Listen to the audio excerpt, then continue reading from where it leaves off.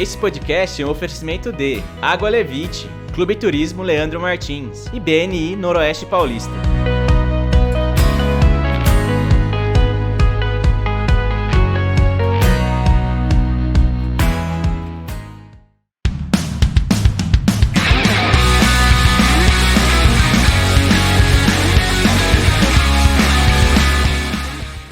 Fala galera de Rio Preto e região, estamos novamente aqui no Rio Preto Cast e hoje, Leandro, é um episódio especial. Você quer dizer pra galera aqui que a gente está comemorando hoje? Exatamente, estamos aí na semana do Dia Internacional da Mulher, essas mulheres, né, que nos colocaram no mundo, que nos tratam tão bem. Então hoje nós vamos ter um programa super especial, mas antes você já sabe, né, se você ainda não for inscrito no nosso canal, já se inscreva, ativa o sininho. Se você não nos acompanha nas redes sociais, também Instagram, LinkedIn, nas plataformas de áudio, estamos multiplataformas. Exatamente. Então, assim, já sabe, se inscreve aí no canal, vocês vão ver aparecer aqui no cantinho, em algum lugar vai aparecer para vocês fazerem a inscrição no canal do Rio Preto Cast. E hoje a gente está recebendo aqui mulheres empreendedoras, né? Mulheres que partiram de um sonho e colocaram esse sonho em prática. A gente recebe hoje a Dalise, que é fisioterapeuta, e a Natália, que também é fisioterapeuta e tem trazido para a cidade de São José do Rio Preto o espaço Amamentação e Infância. A gente vai falar bastante sobre isso aqui hoje, mas antes eu gostaria de ouvir vocês se apresentarem, por gentileza, para quem está ouvindo e para quem está assistindo o Rio Preto Cast. É um prazer estar aqui com vocês. Meu nome é Dalise, eu sou fisioterapeuta, sou professora de graduação também. Sou consultora de amamentação, trabalho especificamente com crianças. Olá, pessoal. É um prazer enorme estar aqui com vocês. Meu nome é Natália, também sou fisioterapeuta, formada aí há 11 anos. Atuo desde então na área de pediatria. Sou consultora de amamentação também e estou vindo de Jales para Rio Preto. Ah, que legal. É super bem acolhida por nós aqui, né? Obrigada.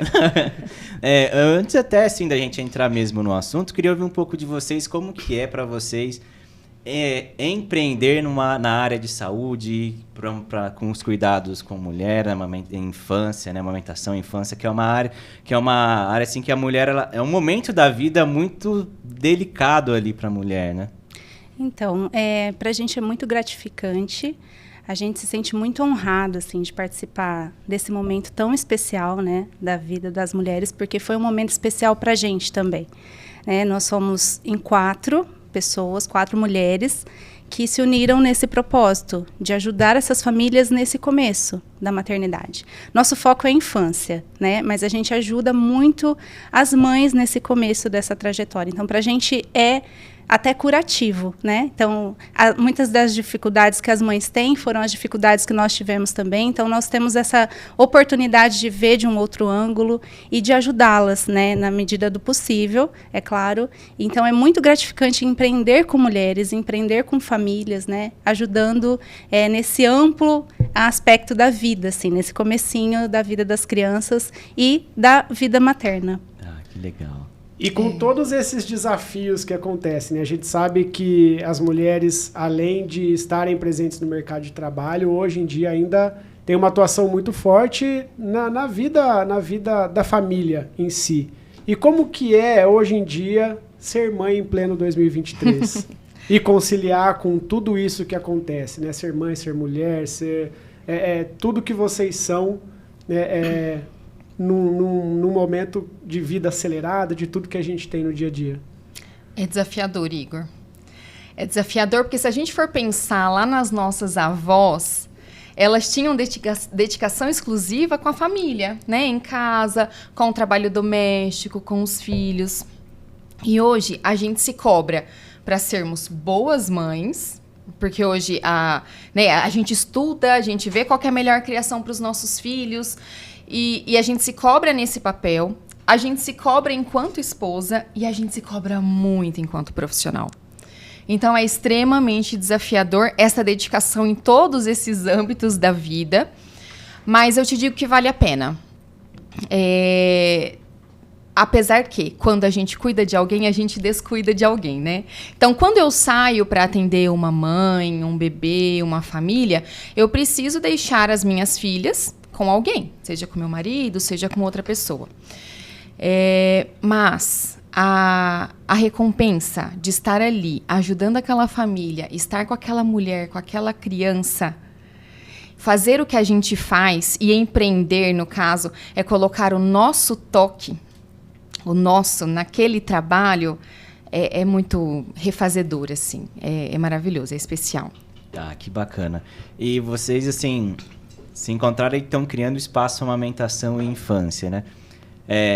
Há um motivo, assim, específico em ser porque amamentação e infância? Porque quando a gente fala, às vezes, de infância, ele é um tema um pouco mais abrangente, né? Que segue até, sei lá, uns 10 anos, talvez, não sei. Por aí, né? Uns 12, né? Então, a gente fez esse espaço, né? Idealizamos esse espaço. Na verdade, começou comigo, né? O nome, mas, na verdade, cada uma já traçando esse caminho, sabe? A gente já trabalhava com esse olhar. A amamentação é o primeiro passo, é o primeiro grande desafio da maternidade e o primeiro grande momento da infância, que vai repercutir, né, por anos e anos. A gente tem estudos aí que falam até de repercussão em vida adulta, né? Então, assim, primeiro nesse espaço de amamentação e olhando sempre para a infância. Então, assim, eu não sou, né, nós não somos sozinhas, nós somos em 4, como eu falei.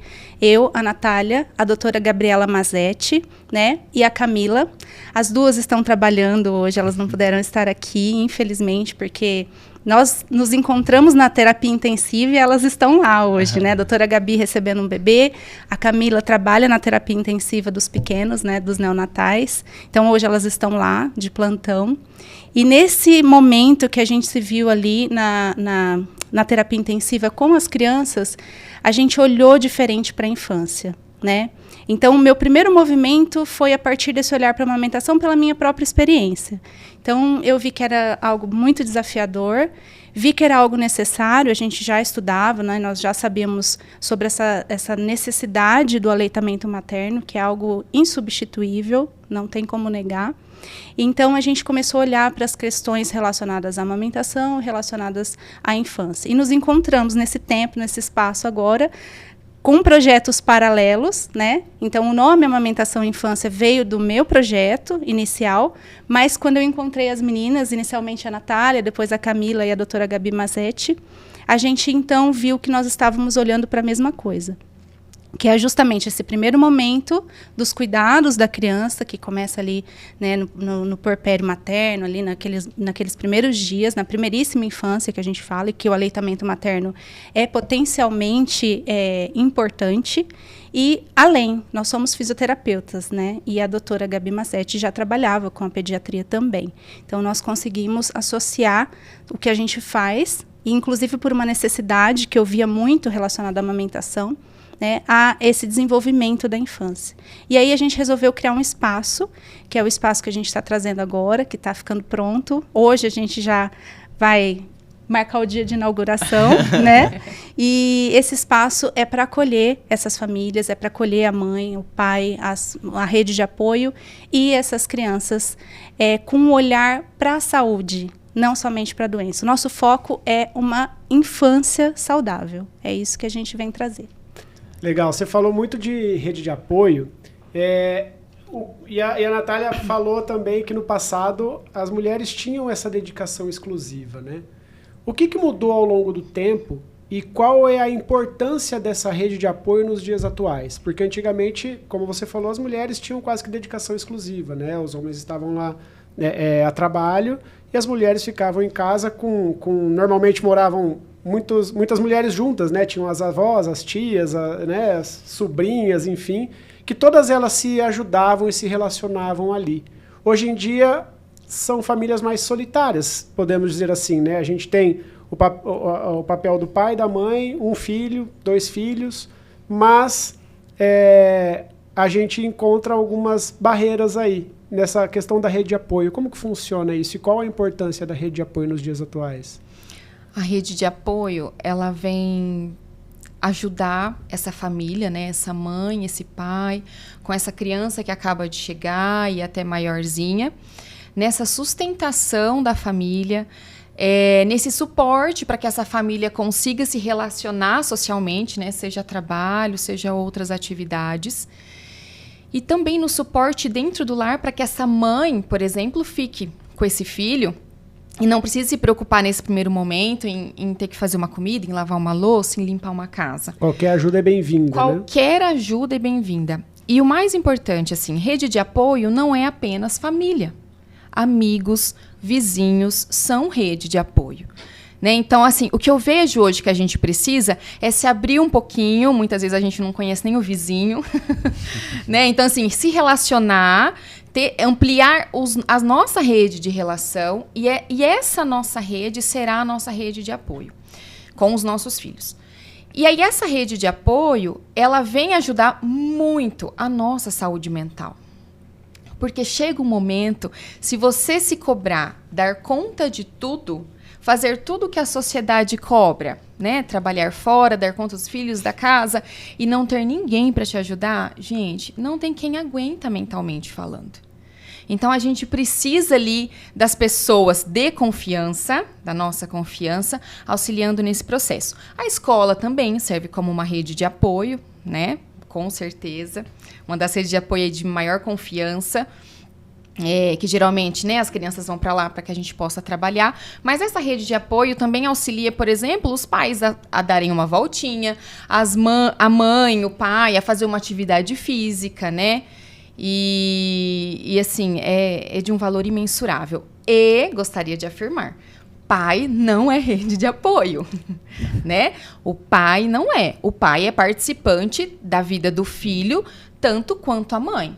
Então, os dois ali têm papéis extremamente importantes e fundamentais na vida desta criança, desta família e deste lar. E complementando, assim, em relação à rede de apoio, né? Muitas vezes a mulher não tem uma pessoa ali, né? Alguém físico que possa ir ajudar. Então, o desenvolvimento de outras áreas e contar com a ajuda de profissionais, né? Por exemplo, o desenvolvimento da religiosidade, alguém ali que possa ajudar o entendimento, um psicólogo para ajudar naquele momento. Então, muitas vezes não tem alguém que possa ali ajudar fisicamente, mas você tem que procurar ajuda para a sua necessidade do seu sentimento naquele momento. Então, a rede de apoio ela pode ser muito ampla, né? Então, a gente tem que abrir esse olhar e entender que a gente nós não estamos sozinhos, né? A gente pode contar, sim, com a ajuda de profissionais, com a ajuda de alguém ali que tenha uma palavra para te trazer uma segurança, né? Porque às vezes a mulher nesse comecinho se sente muito insegura, não sabe muito bem o que fazer. Então isso também conta, isso também é muito importante. Isso. Até mesmo grupos, né?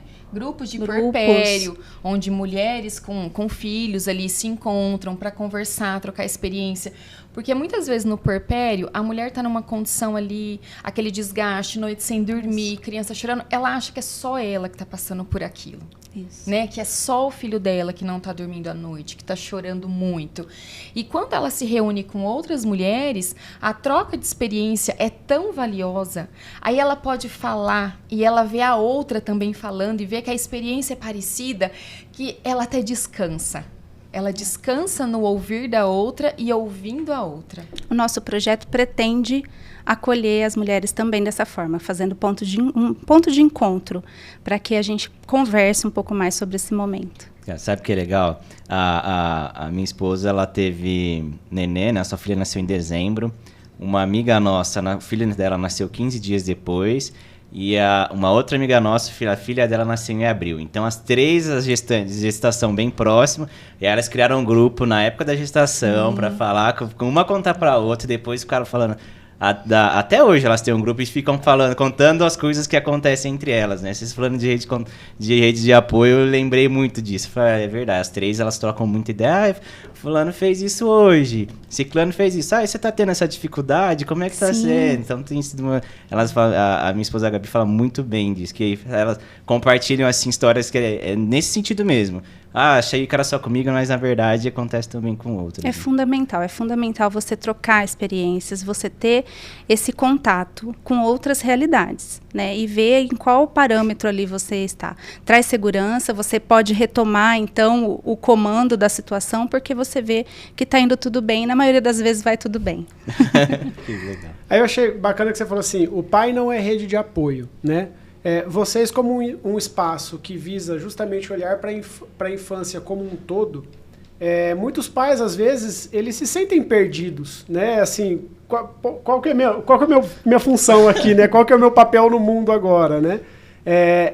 O que vocês diriam para esses pais, principalmente os de primeira viagem, né? Que estão agora também entrando na vida paterna, já que ele não é uma rede de apoio, como que é um apoio que um pai pode dar para um filho, né? Não só para o filho, mas principalmente auxiliar a mulher neste momento tão ímpar e tão, não diria difícil talvez, mas assim, com demandas bem específicas que eles nunca tinham vivido até aquele momento. Eu falo que o pai, ele vai ter um papel meio que de salva-vidas, assim, sabe? Quando a mãe estiver afundando ali no meio daquele monte de coisas, no meio daquele monte de sentimentos, porque o puerpério é uma barra, assim. É hormonal, sabe? Ele é real. Então, assim, o pai, ele é o grande cuidador da mãe. Ele é o grande provedor para a mãe. Então, assim, nesse relacionamento, o pai tem, nesse primeiro momento, né? O pai não consegue fazer a nutrição do bebê. Muitas vezes, o bebê só vai acalmar no colo da mãe mesmo, né? É meio que fisiológico do ser humano isso. Eu costumo dizer que o colo da mãe é lar para o bebê, né? Então, é ali que o bebê quer morar, né? Quando ele se sente com medo, estranhando ali aquele ambiente novo, com fome, é ali que ele quer estar. Então, o que o pai faz nesse momento, nesse primeiro grande momento? O pai, ele é provedor da mãe, ele é provedor da família, ele traz a segurança, ele traz o suporte, ele traz o apoio. Ele, muitas vezes, vai precisar pegar a mãe e tirar ela daquela situação onde ela não se encontra mais, né? Porque chega um momento que a mulher não se encontra ali no meio de tantas demandas. Nunca tinha cuidado tanto de um ser humano como ela está cuidando agora. Então, o pai faz esse resgate, né? Tem mães, assim, que eu até prescrevo. Hoje você vai sair para tomar um sorvete com o seu marido. Não porque é importante aquilo, né? Tomar um sorvete. Não, é porque ela precisa desse contato. O pai precisa trazer essa mulher de volta para essa suavidade da vida. Então, se o pai consegue novamente trazer essa mulher para o suave, para o tranquilo, para o tá tudo bem, eu estou com você, então ele já está fazendo um papel incrível no começo da vida dessa criança. A gente sempre olhando para a criança, né? Então sempre ele reflete lá na criança. Lá né? na criança, porque aí a mãe tem condições de prover aquilo que a criança precisa agora, né, Nath? É isso mesmo. E para o pai conseguir, né, fazer esse papel, né, de provedor, de olhar por cima mesmo essa mulher, esse bebê, ele precisa estar disponível desde o momento da gestação. Se abrir para isso, estar disponível, ouvir. E o que eu vejo, assim, no consultório, inclusive hoje, conversando com uma das mães de um bebê que eu atendo, tudo que ela quer, que eu vi na fala dela, é que o marido ouça ela. Porque ela tá com um bebezinho recém-nascido, ele chega em casa do trabalho, gente, vocês saem para trabalhar, a gente fica em casa com um bebê, falando nenezês o dia inteiro. E vocês saem, vocês compartilham, vocês conversam com outras pessoas. Então, quando esse marido chega e pergunta para ela, e aí, tudo bem? Ela fala tudo. Ele não pergunta mais nada. E tudo que ela quer que ele pergunte mais coisas, como que ela está se sentindo, que chegue perto, que converse, sabe? É o que eu percebi hoje na fala dela. E tá tudo bem, foi tudo bem, o nenê tá bem, a gente conseguiu, né, dar mamar, trocar a fralda, mas assim, nós ficamos dentro de casa o tempo inteiro. Então, este homem precisa se abrir mesmo, emocionalmente, para entrar nesse campo dessa mulher e conseguir captar essas demandas que são sutis, muitas vezes. A sociedade não ajuda, né, nessa questão. Enquanto a mulher tem ali uma licença maternidade que também não é ideal, né? A gente fala de aleitamento materno exclusivo até 6 meses, mas a gente só tem 4 meses de licença maternidade, então isso não casa. Para o homem, isso também não acontece. Ele tem ali 5 dias, e depois ele tem que voltar a trabalhar, né? Então, o estabelecimento de vínculo está acontecendo ali naquela família e a gente tem essa situação. Então, quando o homem retorna, é muito importante entender que aquele é um momento de resgate.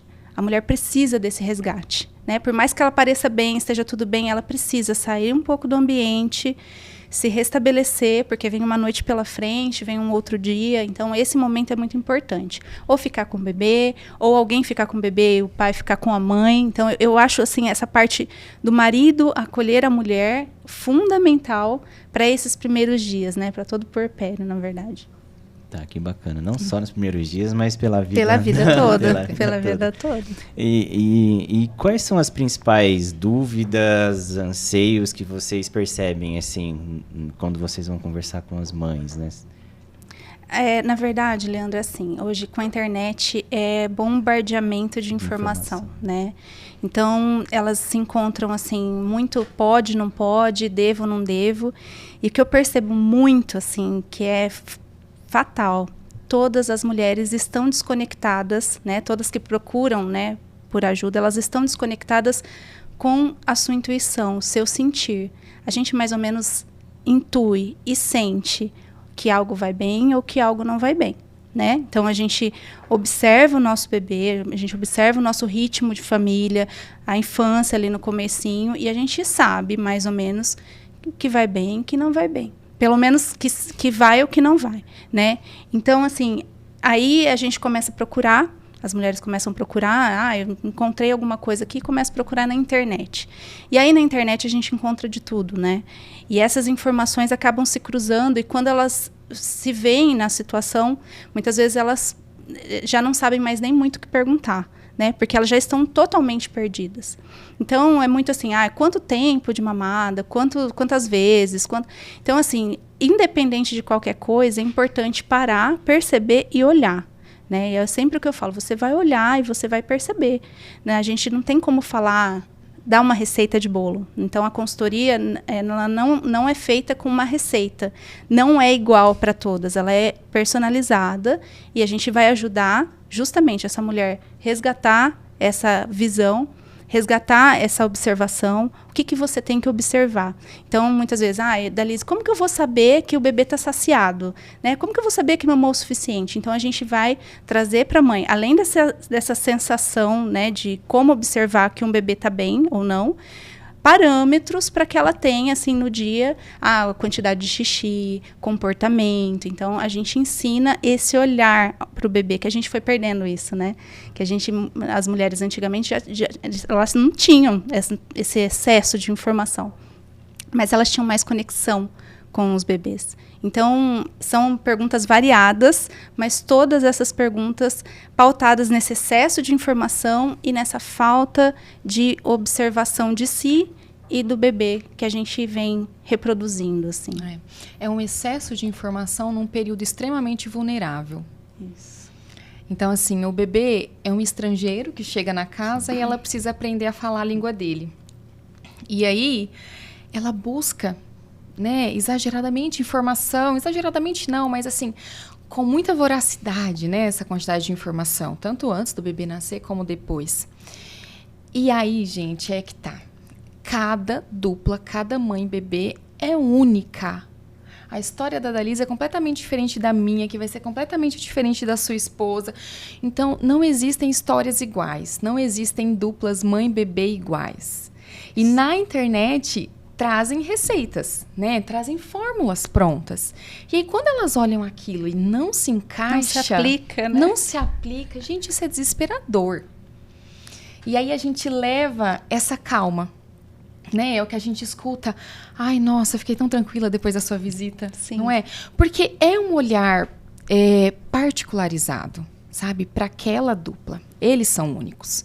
E é isso. Bacana. E assim...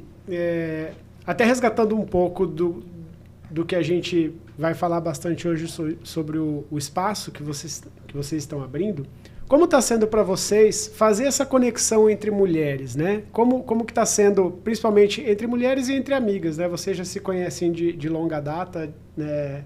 Trabalharam juntas no hospital, na unidade intensiva. E como que está sendo trazer isso para um ambiente de mulheres empreendedoras e amigas? Como que é a realização desse projeto entre vocês?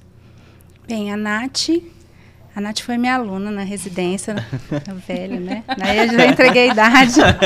A Nath foi minha aluna na residência e a Nath destacou, assim, sabe? Ela foi uma das residentes que ela é lembrada até hoje, assim, né? No nosso meio. Então, trabalhar com a Nath sempre foi uma vontade minha. Eu ficava, Nath, por favor, Nath, vamos. E eu enchi muito o saco da Nath para a Nath vir, porque ela é extremamente competente, assim. Eu queria pessoas que tivessem esse cuidado com a saúde das crianças. Não somente tratar a doença, isso a gente já tem bastante, mas algo que cuidasse mesmo dessa questão da saúde de uma maneira ampla. Então, chamei a Nath aceitou.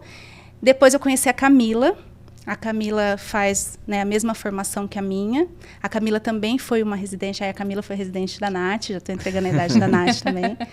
A Camila também foi excelente. A Camila teve uma vivência em São Paulo muito importante. Ela trabalhou num grande hospital lá em São Paulo. E ela está fazendo a mesma formação que eu faço. E eu observei a Camila. E a gente, nessa formação, eu pude observar o comportamento da Camila lá. Ela foi minha aluna, foi excelente. Mas eu não conhecia ela tão próximo. E a Camila, assim, apesar dela ainda não ter filhos, ela quer muito, ela já lê os livros, né, para ela se preparar para quando ela for mãe. Então, ela é uma pessoa que está se preparando para ser mãe. Então, aquilo me chamou muita atenção, né, aquele cuidado. Além dela ser excelente profissional, ela já se prepara, né. E a Camila nos trouxe a Gabriela Mazzetti, que é a pediatra integrativa, que nós já conhecíamos, né, também do hospital, lá da terapia intensiva. Excelente, referência para a gente. E a Gabriela trabalha com uma medicina diferenciada, que é uma medicina que cuida da saúde das crianças também. Não somente da medicação, não somente cuida da criança quando ela está doente, né? Então, pela expertise delas, pela expertise e pelo propósito, a gente resolveu se unir. A gente foi chegando uma na outra e resolveu trazer essa nova proposta, esse novo olhar para a infância, que é o que a gente quer mesmo trazer no espaço. E você vê que tudo tem a hora para acontecer, né? Porque a gente conversa de fazer alguma coisa juntas faz um bom tempo, porque a gente se conhece desde 2014. Isso. É isso mesmo, desde 2014. Eu saí do hospital em 2016 e nós já falávamos de fazer algo juntas. Fiquei em Rio Preto, fui embora para Jales, agora estou voltando para Rio Preto e agora que está acontecendo. E empreender entre mulheres, eu vou falar assim, de um lugar onde eu estava empreendendo sozinha, em Jales há 1 ano, montei meu consultório, né, só eu lá, e agora estou com as meninas. Então, assim, é uma força muito maior, sabe? É um leque que se abre. E o empreender, gente, não é nada romântico, assim, não é nada fácil. É extremamente desafiador. E pra gente da área da saúde, nós não temos um A disso na faculdade. Nós não temos. Nós não somos formadas para empreender. Nós somos formadas para trabalhar em hospitais, em clínicas já de outra pessoa. É isso. E aí, neste processo de empreender, a gente dá, às vezes, putz, tem que fazer, nossa, tudo isso, dá aquela desanimada, aquela rebaixada. Em 4 mulheres, não tem ideia. A hora que uma desanima, a outra sobe. E a hora que essa subiu, desce um pouquinho, a que estava aqui sobe. Então, assim, a gente se sustenta, a gente está nessa vibe de sustentação uma da outra. E ampliar mesmo esse olhar, e cada uma tem uma ideia, cada uma tem um ponto positivo a acrescentar nesse projeto. Que legal, até isso que eu ia perguntar mesmo, né? Porque qual que seria o papel de cada uma dentro desse projeto de vocês, né? Que vocês estão aí prestes a inaugurar. Eu fico, então, com a parte da fisioterapia pediátrica, eu trabalho desenvolvimento infantil, especificamente uma área que nem todo mundo conhece, né? Eu trabalho com as assimetrias cranianas e torcicolo congênito pelo método D7, desenvolvido pela doutora Carolina Sete, e consultoria de amamentação. Eu amo consultoria de amamentação, assim, é meu carro-chefe, eu me encontrei fazendo isso, né? Então, eu fico com essa parte. A Nath, pode falar, Nath, fala aí. Bom, eu também fico com a parte de fisiopediátrica. Atualmente estou me especializando no método TEMP, que é terapia manual pediátrica integrativa, e visa olhar para o todo da criança. Então, trabalha com uma técnica manual muito sutil, não causa dor. É muito tranquilo atender a criança por essa técnica. E uma das coisas assim, que eu mais estou apaixonada são crianças, vamos dizer assim, padrão, sem comprometimento prévio. Sabe, sem um comprometimento neurológico prévio. É a sua criança, é a minha criança, é a criança que está passando na rua, é a criança que tem aquela dorzinha que anda na pontinha dos pés, é aquela criança que tem aquela cólica que nada resolve, é aquela criança agitada para dormir, meu Deus, o que será que é isso? São questões muito sutis que está no dia a dia de praticamente todas as crianças. E aí vem essa terapia manual com toda essa sutileza e consegue ajudar e reorganizar essa criança. Atendo também torcicolo congênito, assimetria craniana e também a amamentação. E a amamentação, né, a responsável por me trazer neste mundo da amamentação, a Dalise um dia me convidou, ela falou assim, vem para Rio Preto, vem me ver atendendo, né, vem ver como é que funciona. Eu falei, será, né, não sei se eu gosto. Gente, me apaixonei, eu amei. Ver ela atendendo com todo carinho, com todo amor, eu falei, gente, é isso que eu quero. E aí eu fui, fiz o curso e eu falei, nossa, é isso. Então, assim, eu atendo também, então, consultoria de amamentação e amo esse universo. A Camila atende a parte respiratória dos bebês, ela trabalha com um método que se chama reequilíbrio tóraco-abdominal. Então, todas as dificuldades de respiração, a Camila vai fazer essa frente, né? E ela também atende, também é um carro-chefe da Camila, assimetria cranianas e torcicolos congênitos, pelo mesmo método, né? Que é o método D7. E, por fim, a doutora Gabriela, que atende a pediatria integrativa, né? Crianças maiores, enfim. E a gente vai ter parceiros. Então, nós vamos trazer parceiros que vão trazer terapias complementares, como psicólogos, fonoaudiólogos. Nós queremos esses parceiros conosco para trazer uma abordagem até transdisciplinar para essas crianças, porque muitas vezes a gente precisa, nós não trabalhamos sozinhos, sabe, Leandro e Igor? A gente precisa muito dessa transdisciplinaridade dos outros colegas, então é muito importante tê-los próximos da gente agora. Que bacana. E assim, olhando, né, com esse novo olhar para a infância, né, que inclusive é uma das falas de vocês que eu percebi assim constante, qual é ou quais são os maiores desafios hoje de se desenvolver crianças com hábitos saudáveis, com hábitos, como que eu posso dizer? Com hábitos saudáveis mesmo, assim, de não ter nenhum vício. Com saúde integral. Com saúde integral, exatamente. Isso. Como que a gente pode... Como que vocês pretendem trabalhar isso? Como que vocês olham? E quais as maiores dificuldades de se criar crianças nos dias atuais? A gente percebe que o ritmo social, muitas vezes, é a causa, né, dessa consequência, assim. Então, a gente organizar o ritmo familiar. Então, os meus estudos, eles são pautados, por exemplo, pela antroposofia, né, que eu conheci por conta do meu filho. Então, a gente vê a importância do ritmo para a criança. Ritmo alimentar, ritmo do brincar, ritmo do pertencer à família. Então, nesse sentido de ritmo, de participação, de alimentação, de brincadeira, de tudo que promove saúde para a criança, né? De bons hábitos de sono, inclusive em relação a bons hábitos durante o dia, do brincar, da escola. Tudo isso faz parte da nossa abordagem, né? Nós trabalhamos com técnicas específicas, né, que é bem direcionada, mas a gente não exclui todo o resto, a gente não exclui essa questão. Então, em relação a essas dificuldades, esse ritmo social, muitas vezes, é o que traz muitos malefícios para a infância hoje em dia. Então, como está tudo corrido, pai e mãe correndo, muitas vezes a criança fica na tela, muitas vezes ela não desenvolve a parte motora, que é fundamental, né, principalmente na primeira infância. Então, a criança precisa de movimento. O movimento é algo que trará saúde para a criança.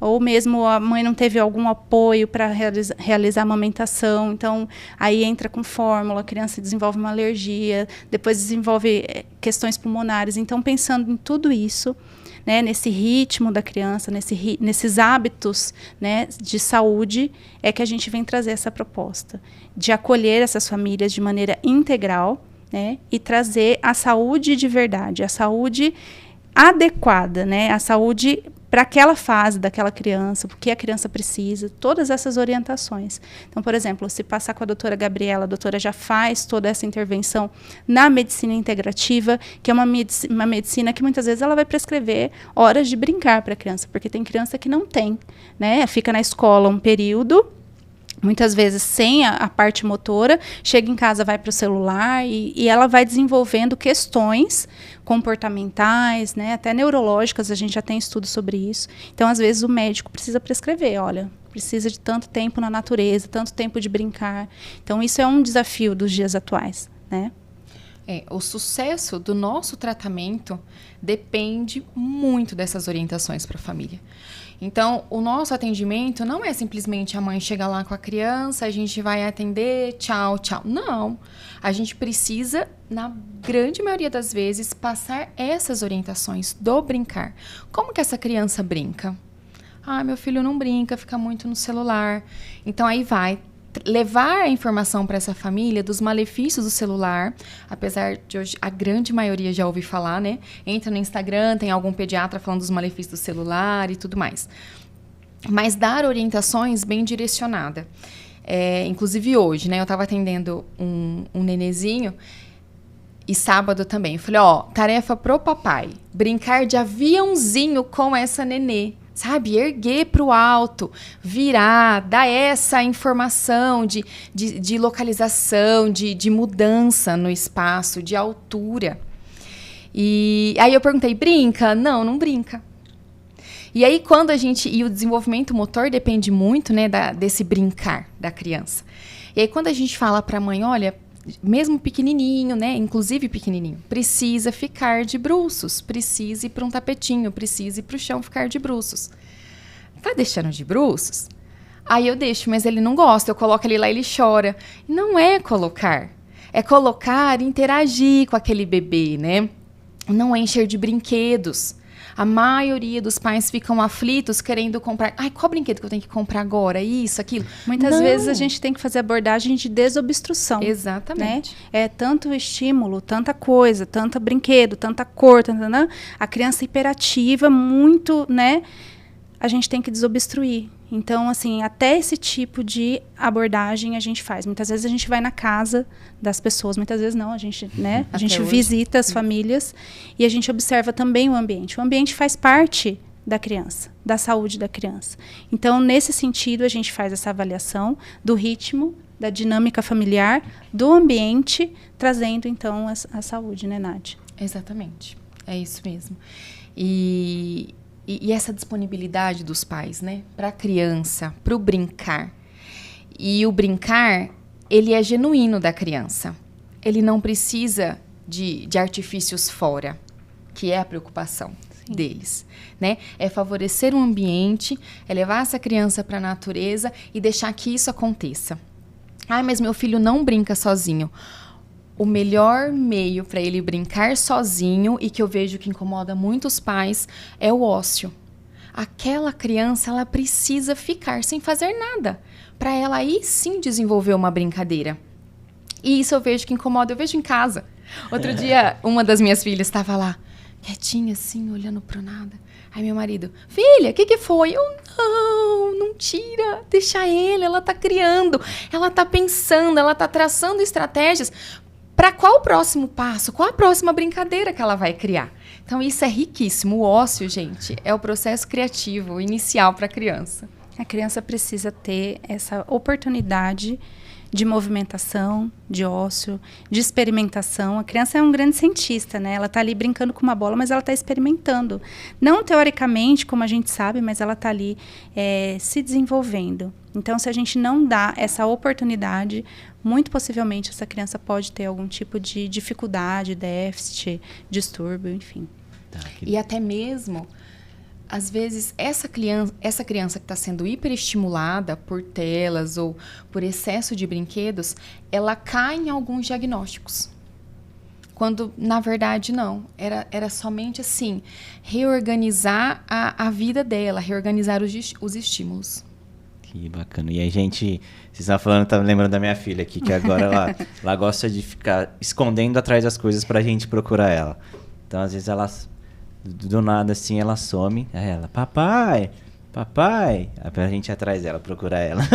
Com os pés embaixo da cortina, né? Com os pés embaixo da cortina. Inclusive, a nossa terapia, a nossa fisioterapia, né? Então, por 25 anos, a fisioterapia traçou uma linha, assim, onde muitas vezes a criança era atendida chorando, né?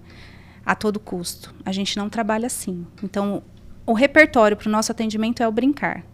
Então, a criança vai brincar conosco. Ah, mas só vai brincar? É um brincar, no nosso caso, da terapia, é um brincar direcionado para que ele ganhe o motor que a gente quer, né? Então, a gente sabe muito bem o que a gente precisa direcionar. Mas a gente não atende criança chorando, a gente não desequilibra a criança, a gente não tira a base de sustentação. A criança está na terapia num ambiente seguro, né?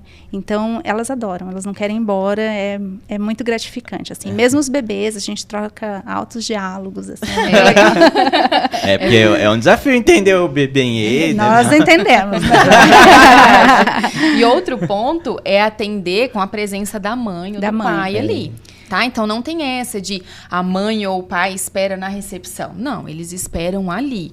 E se preciso for, eles sentam ali no tatame com a gente, com a criança no colo, pra gente atender. Amamenta, exatamente. Então, é um atendimento com a família. Então, nunca a mãe vai ser convidada. É claro que ela pode, se ela vê que a criança está bem, pode ir lá fora respirar um pouquinho, aproveitar esse momento, aproveitar essa rede de apoio. Mas, assim, a mãe é convidada a ficar, o pai é convidado, a avó pode vir, a babá também, para aprender algumas técnicas ali que a gente pode passar. Então, é um atendimento acolhedor para a criança, respeitando as fases do desenvolvimento. A gente não pula nada. Então, se tem que engatinhar, vai engatinhar. As técnicas que a gente utiliza são técnicas respeitosas ao desenvolvimento, né, da criança. Nós estudamos muito desenvolvimento em diferentes âmbitos, assim. Então, nós buscamos isso de uma maneira que o nosso atendimento não seja um atendimento de nenhuma forma traumático, assim. As crianças são acolhidas, as mães são acolhidas, mesmo na consultoria, nós tentamos fazer uma abordagem muito acolhedora para que realmente o problema seja resolvido, né? Não cause outros problemas, na verdade. E a gente está para entrar, né, no outono e depois inverno, que é uma época muito seca, principalmente aqui na nossa região, né? E como vocês trabalham com essa parte respiratória, tem alguma dica, alguma orientação, até para as mães mesmo, terem esse cuidado? Porque, principalmente aí nessa primeira fase, para a criança é muito difícil, né? Essa questão respiratória, né? É isso mesmo. Então, a gente trabalha com essa questão da fisioterapia respiratória. A Camila, em especial, tem o RTA como técnica. Mas uma orientação assim primordial para as mães: manter a umidificação do quarto, principalmente na hora de dormir e tal, e lavagem nasal. A lavagem nasal, ela deve ser feita todos os dias, né? Ali a hora que a criança acorda, a hora que vai dormir, pelo menos. E aí o que a gente percebe é que muitas mães têm dificuldade, têm medo, o maior medo é do bebê engasgar. E a lavagem nasal, ela deve ser realizada desde o primeiro dia de vida. Então, quando as mães têm essa dificuldade, esse medo, a nossa orientação é que busque por uma fisioterapeuta pediátrica respiratória. Nessa sessão, a gente vai avaliar o bebê, se ele já estiver, né, num quadro gripal, a gente avalia, a gente atende. e orienta a mãe, ensina a mãe a lavar o narizinho de forma segura e eficaz. Inclusive, esta semana foi no nosso Insta um vídeo orientando a lavar o nariz de um bebê. Mas na criança maior, a técnica é a mesma. Às vezes é uma briga, né, para lavar o nariz. É uma briga. Por isso que a gente usa de artimanhas. Por exemplo, uma toalha de banho, a gente enrola a criança. O coelhinho, né? O coelho, para ajudar a conter os bracinhos.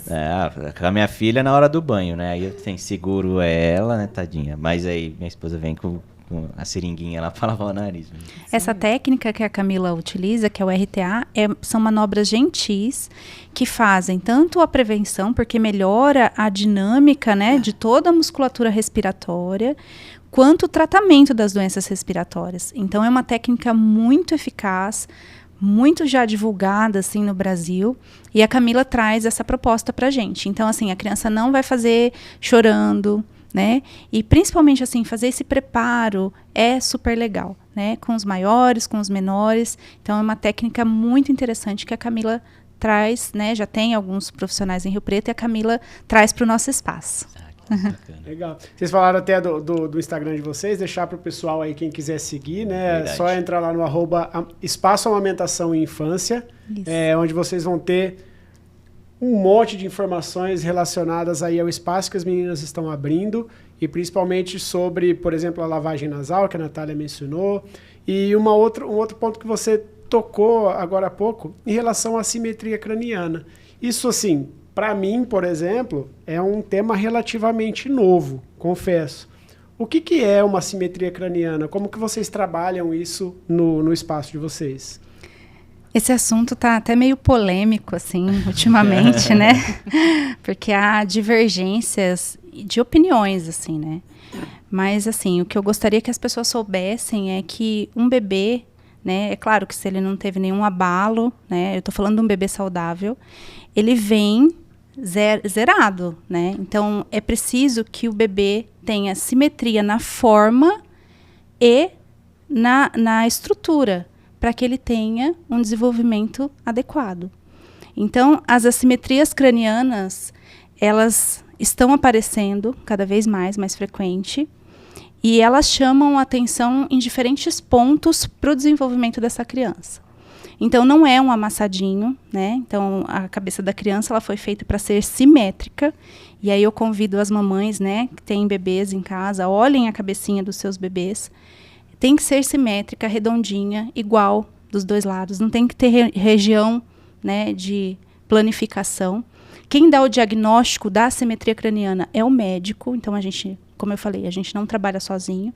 A gente faz a análise do movimento, a gente faz a análise do desenvolvimento, mas o diagnóstico é feito com a ajuda dos médicos. E isso as assimetrias cranianas, já tem alguns estudos mostrando, né, o impacto na vida desses bebês. Então, assim, um bebê, nós estudamos muito o movimento, né, Nath, como fisioterapeutas, isso nos ajuda demais.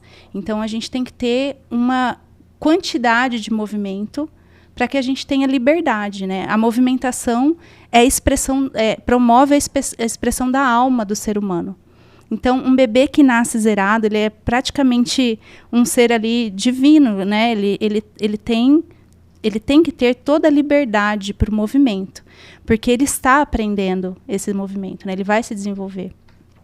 Então, qualquer coisa no corpinho dele que restrinja, que bloqueie, que trave, que fique assimétrico, trará, sim, alterações para o desenvolvimento, que a gente ainda não consegue mensurar a quantidade ou o tipo de alteração.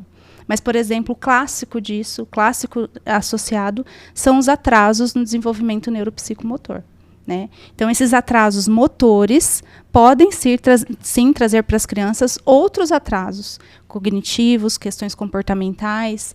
Então, é muito importante observar o bebezinho. Ele tem que ter a cabecinha redondinha, ele tem que ter amplitude de movimento, então ele tem que conseguir levantar o braço até encostar na orelha, ou a gente pode pensar que há uma restrição ali naquela região. Não tem que ter restrições. O bebê nasce livre, né? O bebê nasce pronto para o desenvolvimento, pronto para a experimentação. Se eu tenho uma restrição no meu ombro, ou se eu tenho uma restrição na minha cervical, eu vou ter restrição, né? Eu vou ter uma condição que me prejudica para a próxima aquisição motora. Tudo começa no centro. Então, o centro do bebê precisa estar simétrico e liberado, né? Para que ele tenha um desenvolvimento adequado. Então, pensando nisso, as assimetrias cranianas têm um grande impacto, os torcicolos congênitos também, e é preciso ser feito um diagnóstico e um tratamento que a gente fala que a gente tem uma janela de tratamento, né? Por isso, quanto antes. Né? O quanto antes for observado, quanto antes iniciar essa abordagem, melhor para esse bebê, melhor para a família. Muito menos sessões vai precisar, muito menos atendimento e abordagem. A gente não quer ficar mexendo nesse bebê, a gente vai mexer o quanto necessário para que ele tenha um desenvolvimento fluido. Porque assim tem que ser. O bebê tem que ter essa possibilidade de se desenvolver sem nenhum tipo de bloqueio, restrição ou trava. Quer acrescentar algo, Nath? O que eu percebo, assim, que chega no consultório, é que os pais, eu tenho um caso desse, né? Eles olham para a criança, eles veem que tem alguma coisa que não tá legal, que tá diferente ali. A intuição. A intuição. Que eu falei lá no começo. Exatamente. E aí, quando ele busca, né, o médico responsável pela criança, fala, não, isso aí é normal, é só um amassadinho. Eu tive um caso que escutou da profissional que acompanhava a criança, que os pais estavam procurando defeito nela, que eles precisavam aceitar a filha deles. E não, ela precisou, inclusive, passar por uma cirurgia, de tão grave que era o caso, de assimetria. Então, assim, ouçam essa intuição de vocês. Viu que tem alguma coisa de diferente? Procure um profissional especializado que tenha capacidade de diagnosticar isso. Não deixe para lá, não deixe passar.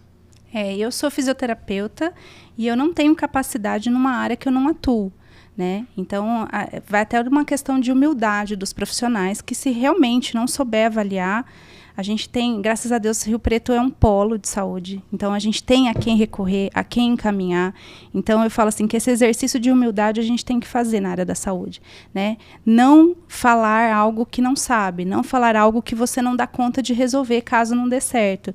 Então, por exemplo, eu tenho um caso de uma criança com assimetria grave essa semana, que a mãe pediu socorro e a mãe não sai de casa porque tem receio de expor a criança com aquela assimetria.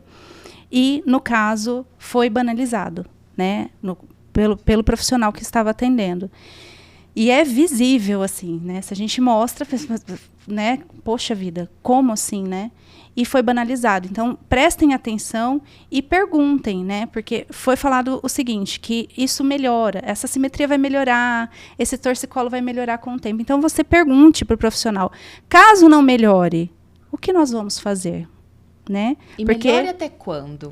Porque é preciso saber, a medicina, as ciências médicas, né, não é uma ciência exata. A gente não tem como afirmar que melhorará ou não melhorará, né? Algo que a gente está vendo que já está alterado. Então, isso é muito sério, é muito grave e tem a ver com o desenvolvimento daquele ser.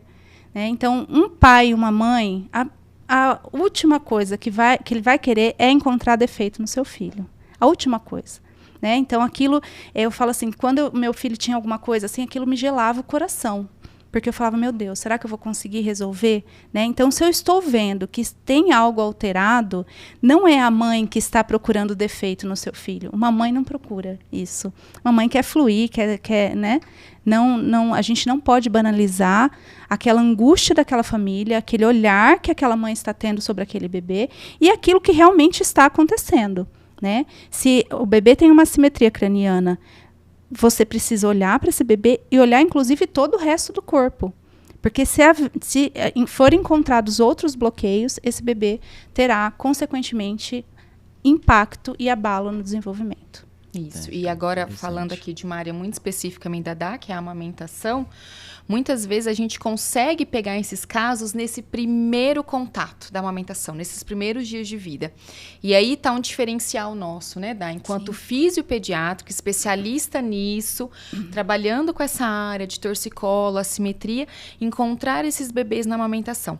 Porque um torcicolo e uma assimetria tem impacto na amamentação.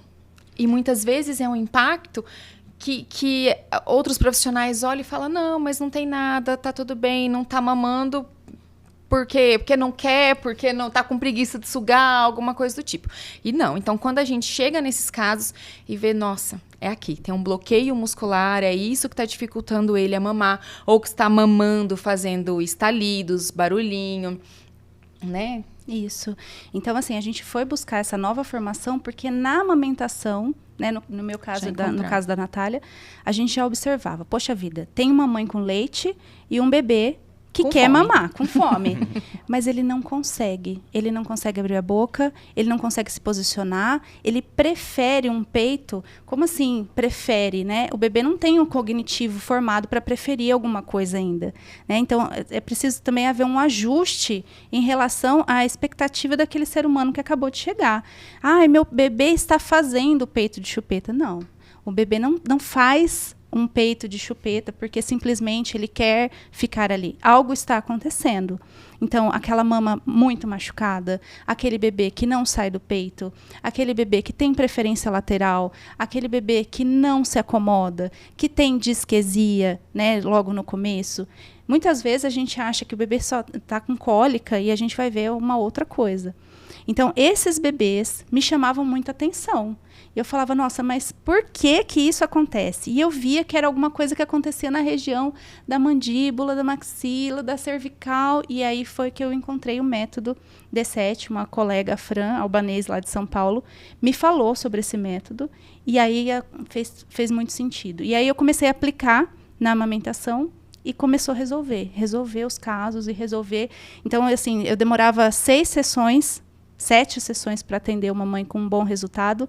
Hoje em dia, em 1, 2 sessões, a gente já tem um resultado muito satisfatório. Porque muitas vezes a mãe se culpa, ela acha que o problema está com ela, que ela não tem leite suficiente, que ela não está produzindo, que o bico não é bom, que isso e aquilo, mas muitas vezes está na restrição do movimento, porque o sugar é o primeiro movimento do bebê, né? A língua ali é o epicentro do movimento. Então, nesse primeiro momento, esse é o primeiro ponto do desenvolvimento, é o sugar do bebê. Então, muitas vezes ele não consegue fazer por um bloqueio ou uma restrição, uma trava muscular. E a gente agora está identificando isso com muita facilidade, com muita fluidez e conseguindo ajudar melhores as mães aí e os bebês. Ah, que bacana. E eu queria aí já, né, a gente está direcionando aí para o finzinho do programa, que vocês falassem assim uma dica, uma orientação, uma mensagem para as mulheres, né, nessa semana, nesse programa especial que a gente está fazendo, para essas mulheres que querem ser mães, que estão passando, já são mães, estão passando por essa fase dessa primeira infância. E colocar também, que pedir para vocês também falarem no Instagram de vocês, né? Tem do Espaço Amamentação Infância, mas também se a pessoa quiser procurar uma de vocês também. Uhum. Bom, o que eu digo para as mães, para quem quer ser mãe, continue, vale a pena. É um esforço enorme, mas gerar um ser humano e criar um ser humano do bem, que é o que todo mundo quer, vale a pena, todo e qualquer esforço. Então, e para aquelas mães que estão com o nenê novinho, no auge da demanda, sem dormir, eu digo que vai passar. Eu sei que isso é clichê, eu sei que todo mundo fala, mas passa e vai ficando mais leve com o passar dos dias. E essa dedicação e esse amor, porque a maternidade, gente, é algo que você doa e não recebe. Aquela criaturinha ali, ela não te devolve, né? Ela não faz nada para você para recompensar o que você doa. Então, é exercício de plena doação.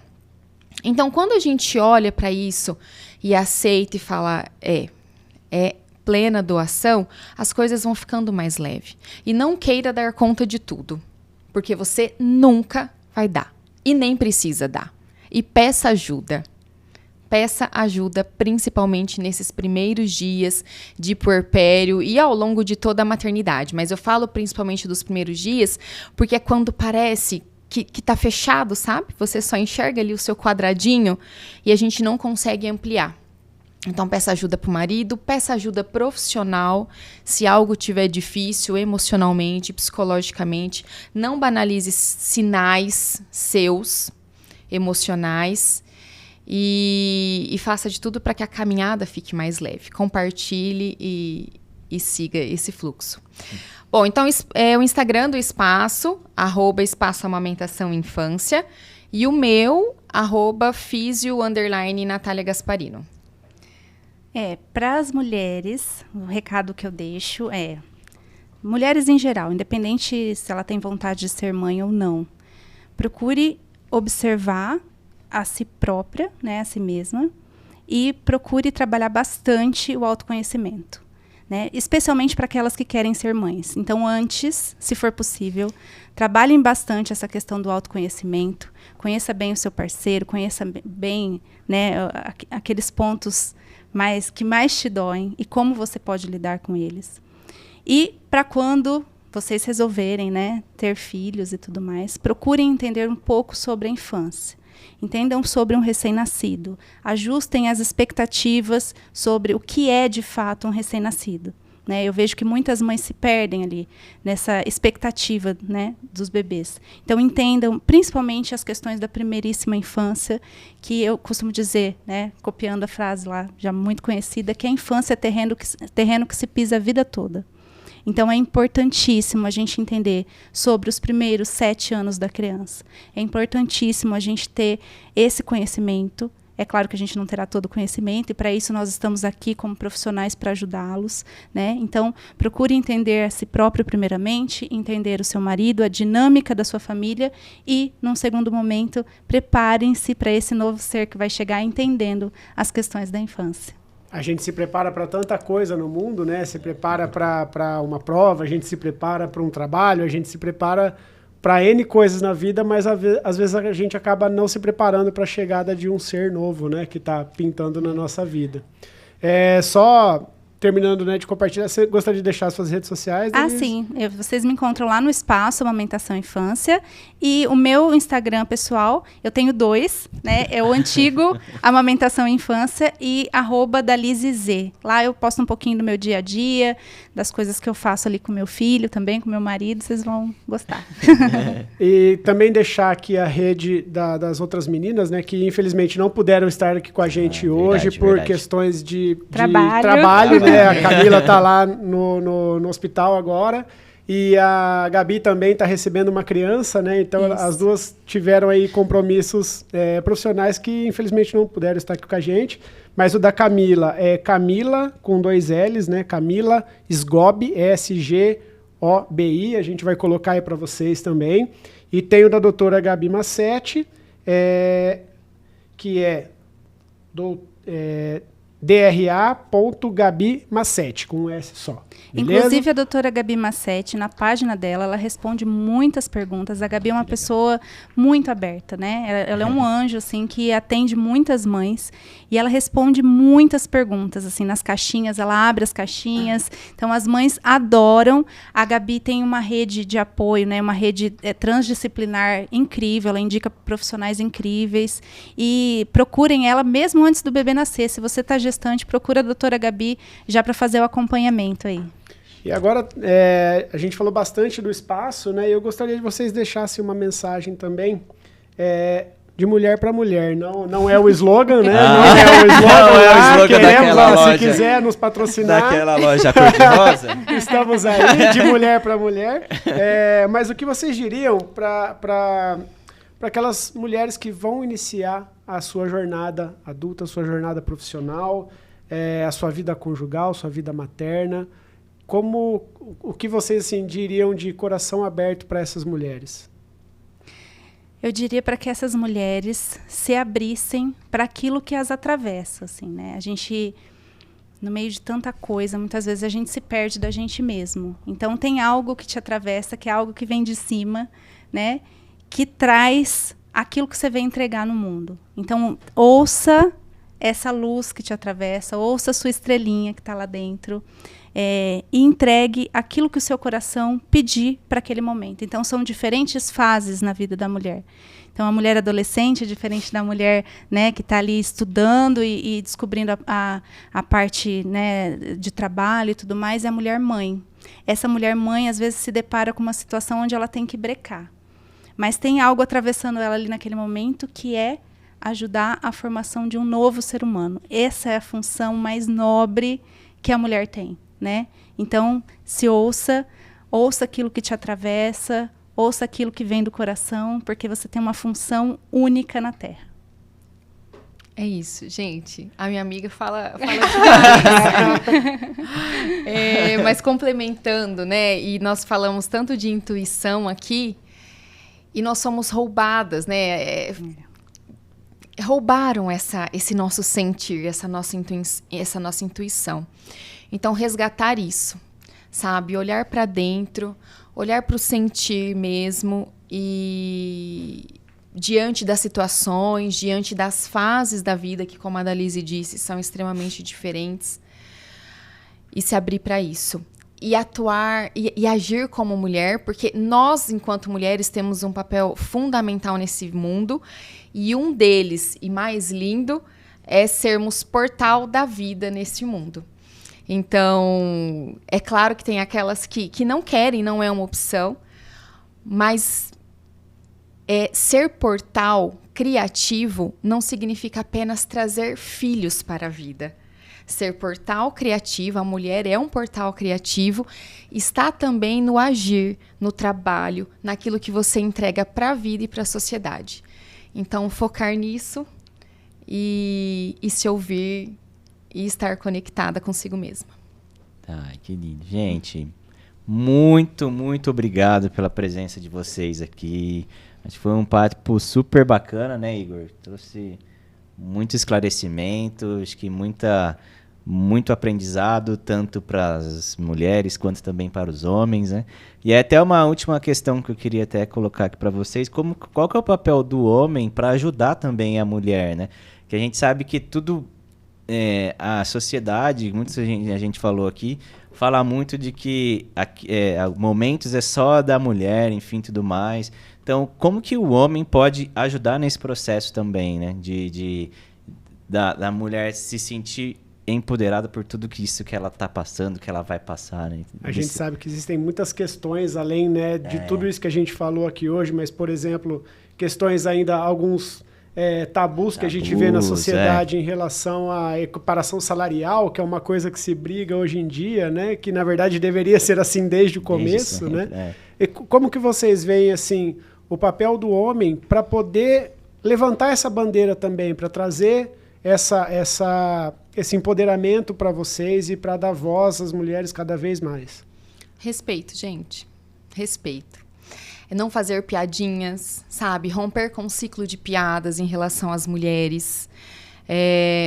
Por exemplo, uma mulher dirigindo. Fez isso porque é mulher, principalmente na frente dos filhos. Jamais, jamais. Então, assim, cortar esse tipo de piada, cortar as piadas nos grupinhos de amigos do WhatsApp, nos grupinhos de roda de conversa entre amigos. Não permitir que um amigo fale assim, menosprezando a esposa, a filha, sabe? É ser aquele amigo, entre aspas, chato, tipo, olha o que você tá falando, isso não se faz. Então, é ser essa pecinha na sociedade. Se empoderar, a gente faz a nossa parte. Agora, vocês, eu acho que entra nesse sentido de cuidar mesmo, de proteger a gente, e principalmente nos círculos de homens, porque é onde a gente não consegue chegar, né? Então, o respeito acima de tudo. Eu acho que é uma questão até de amadurecimento. Eu falei aqui para vocês, né, que a mulher tem que ouvir essa intuição e aquilo que lhe atravessa, que vem do alto, que vem de cima, né? E o homem não é diferente. Eu tenho uma visão meio conservadora, eu acho que a mulher não está à frente e nem o homem, eles estão lado a lado, né? Então, nesse sentido, essa questão da virtuosidade, dos valores, eu acho que isso precisa ser resgatado. Uma vez que o homem resgata isso, a virtuosidade, os valores, o respeito, uma vez que ele amadurece, né, que ele entende que ali é um ser humano, que ele olha para a dignidade da mulher, né? Todos nós temos uma dignidade. Então, se o homem consegue entender a sua própria dignidade, ele vai conseguir olhar para a dignidade da mulher e vai se entender como igual, que é o que nós somos. Né? Então, isso não vai existir. Essas questões não existem. Né? Nessa visão meio conservadora que eu tenho, né? Não tenho frente, não sou feminista, não sou nada disso. Eu acho que nós somos iguais, com um propósito muito grande aqui. Né? Então, essa responsabilidade desse propósito vai ser trilhado em um caminho conjunto. Então, uma vez que a gente toma consciência disso, com o amadurecimento, flui. É isso. E depois dessas lindas mensagens que a Dalise deixou aqui, a Nath também deixou aqui, nós estamos encerrando esse episódio super especial sobre a Semana aí da Mulher, né, o Dia Internacional da Mulher. Mais uma vez, muito obrigado pela presença de vocês. As portas aí do Rio Preto Cast estão sempre abertas. E você, não esqueçam, compartilha esse conteúdo. Teve muito conteúdo assim bacana para você compartilhar. Se você tá com aquela amiga passando por essa fase, tem alguma dúvida, já sabe quem você pode procurar. As meninas estão super abertas e à disposição aí de vocês. Certo, Igor? Certo, Leandro. Só dizer aquele velho clichê, né? O Dia Internacional da Mulher tem que ser todo dia, né? Exatamente. Então, a gente aqui do Rio Preto Cast agradece demais a presença de vocês, agradece também a doutora Gabi e a Camila, que não puderam estar, mas estiveram muito bem representadas por vocês aqui hoje. Deixar mais uma vez, sigam lá nas redes sociais as meninas, Espaço Amamentação e Infância, vão atrás, busquem informação, se conscientizem, né? Sejam mulheres poderosas no seu dia a dia, coloque os homens para poder estar junto com vocês aí, dê atribuição dentro de casa, né, Natália? Isso mesmo. E é isso aí. Gente, obrigado mais uma vez, meninas, e nos vemos no próximo programa. Valeu! É isso aí, valeu, obrigado.